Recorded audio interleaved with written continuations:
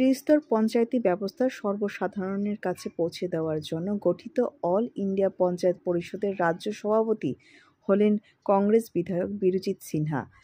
সংগঠনের উত্তর পূর্বাঞ্চলের সাংগঠনিক দায়িত্ব তাকে দেওয়া হয়েছে। ইতিমধ্যে 16 জনকে সহসভাপতি, 14 জনকে সাধারণ সম্পাদক, 16 জনকে সম্পাদক ও 21 জনকে এক্সিকিউটিভ সদস্য করে বিরাট আকারের রাজ্য কমিটি গঠন করেছেন বিধায়ক বীরজিৎ সিনহা। সংগঠনের প্রস্তাবে এবং রাজীব গান্ধী যখন প্রধানমন্ত্রী ছিলেন ভারতের 30টার পঞ্চায়েতের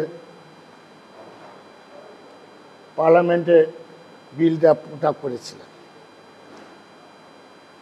এবং আপনারা জানেন যে পঞ্চায়েত ব্যবস্থাটা ভারতবর্ষের বিভিন্ন রাজ্যে বিভিন্ন নিয়ম কানুনে পরিচালিত ছিল। ওটাকে প্রধানমন্ত্রী থাকাকালীন রাজীব গান্ধী একই আইনে সারা দেশে সেই পঞ্চায়েত ব্যবস্থা কায়েম হবে। এটাকে বলে 30টার পঞ্চায়েত, জেলা পরিষদ, পঞ্চায়েত সমিতি এবং গাঁও পঞ্চায়েত। এবং এই পঞ্চায়েতকে আরও মজবুত করার জন্য, পঞ্চায়েতের হাতে আরও ক্ষমতা দেওয়ার জন্য